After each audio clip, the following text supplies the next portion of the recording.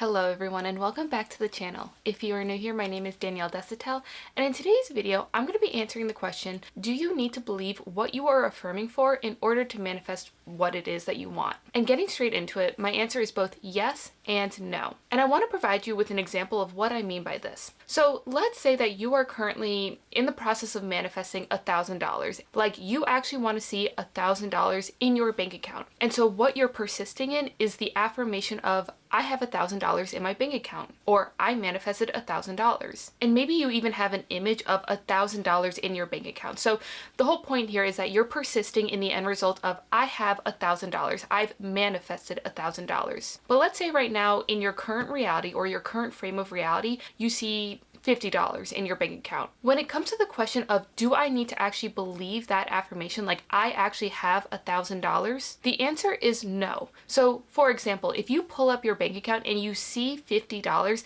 and you sit there and you try and like fight that $50 by trying to make yourself believe that you have $1,000 or that you're seeing $1,000 or that in this current frame of reality, you have $1,000. You don't have to actually make yourself believe that you currently have $1,000 right here and right now, especially if you're looking at 3D evidence that you do not have $1,000 in your bank account. The tricky thing about persisting is that we're simultaneously persisting in our imagination while living our 3D experience. And so sometimes what can happen is we can sometimes use our imagination to like fight our 3D reality. And that's not necessarily what you need to do in order to manifest what it is that you want. Now, if you're able to see the $50 in your bank account and see it as old news and then persist in, I already have $1,000, that's a different story. In that situation, what you're doing is you are integrating that current experience or that current frame of reality. When you integrate that current frame of reality, by seeing it as simply old news, something that you manifested from a previous thought, and then recenter yourself in the here and now,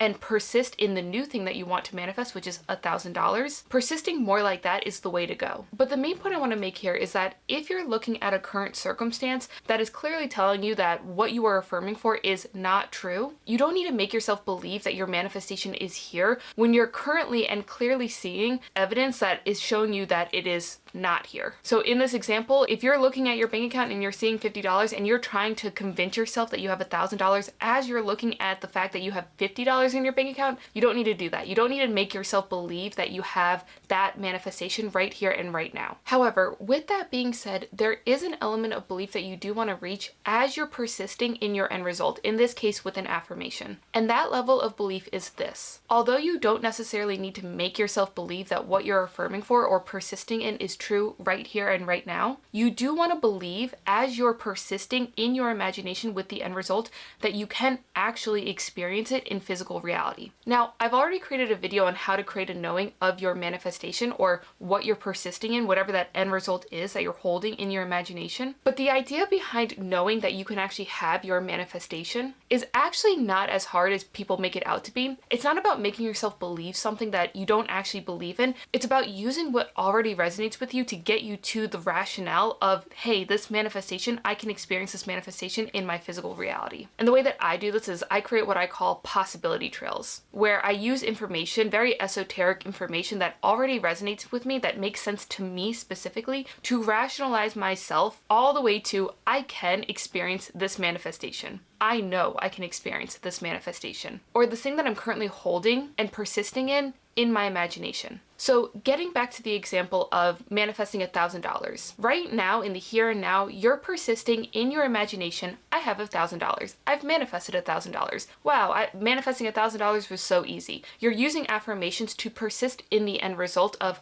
I already have $1,000. And although you don't necessarily need to believe that right here in your current frame of reality, you actually have $1,000, especially if you're looking at a bank account that's only telling you that you have $50 in your bank account, although you don't necessarily need to make yourself believe that that is true, what you do want to do is you want to use your own rationale to get yourself to the point of knowing that you can actually experience $1,000 in your bank account. And like I said, the way that you do this is by creating possibility trails if you don't already believe that you can actually have $1,000 in your bank account. Now, when it comes to possibility trails, they're going to be very unique to you. I get a lot of questions on my channel about, what kind of possibility trails would I use for for this manifestation. And although I don't mind like sharing my own ways of rationalizing like how I can have a manifestation if I wanted it in the first place, the main point that I want to make when it comes to possibility trails is you using your own rationale. Like using what already makes sense to you to help you get to where you want to go. Because yes, I could give you my own possibility trails, and I do sometimes, especially in the comments when I respond to them. But the thing is they may not make sense to you all the time. And it's more potent if you use what you know and what makes sense to you. The thing with possibility trails is it's not about being right or wrong. It's about being effective. It's all about convincing you, no one else but yourself. And another thing about possibility trails is they may make sense to you, but they may not make sense to other people. But as Neville Goddard famously put it, you have no one to convince but yourself. You're not trying to convince the world of your manifestation. You're only trying to convince yourself. So there is an element of owning yourself, your own way of thinking about things, your own way of rationalizing things to help you get you to where you want to go. So getting back to the example of I've manifested $1,000 in my bank account. For me personally, I'm at the point now when it comes to like my possibility trails or, creating a knowing of my manifestation that like if I can imagine it, or if I even have the simple desire of wanting it, then it's mine. So persisting in $1,000 in my bank account is not the hardest. Like I don't necessarily need to overanalyze or hyperanalyze like why I can have $1,000 in my bank account or why it's possible for me. I just know that it's possible for me. Now, where things can get a little bit tricky is if you have like a limiting belief attached to that manifestation that kind of makes you feel off when you're,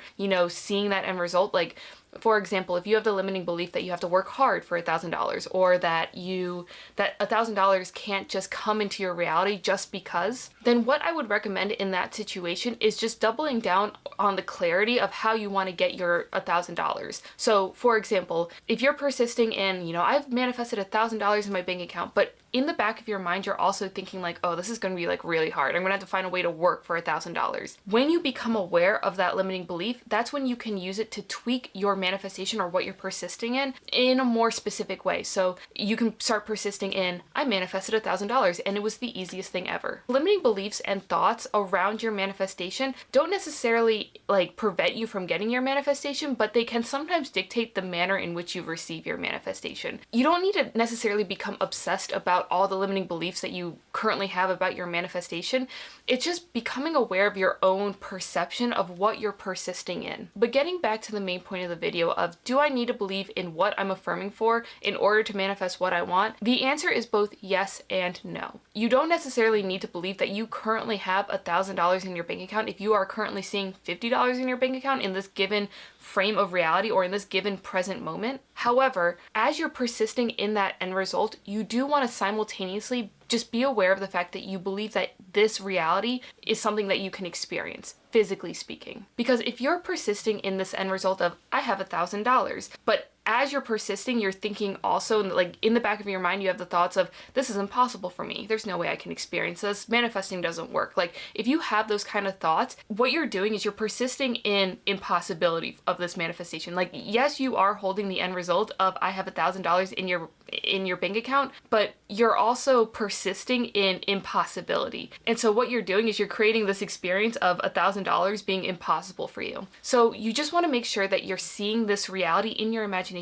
through the lens of possibility and persisting in possibility. As I mentioned in my How to Create a Knowing video, when you persist in possibility, that's actually what creates the knowing. It's not trying to convince yourself that you already have $1,000 and making yourself believe that you have this thing that's only in your imagination right now that you're not experiencing in your physical reality. It's about persisting in, oh no, I know I can have this. This reality is possible for me. And when you persist in this end result in your imagination through the lens of possibility, that is what creates a higher degree of knowing, a higher degree of expectation even. So just make sure that whatever you're persisting in, that you're simultaneously persisting in it through the lens of possibility or seeing that reality through the lens of possibility. But with all that being said, I'm going to end the video here. Definitely let me know what you think about it in the comments below. As always, I love hearing everyone's different perspectives, but that's all for now. Until next time, keep creating everyone, and I will see you in the next video. Bye.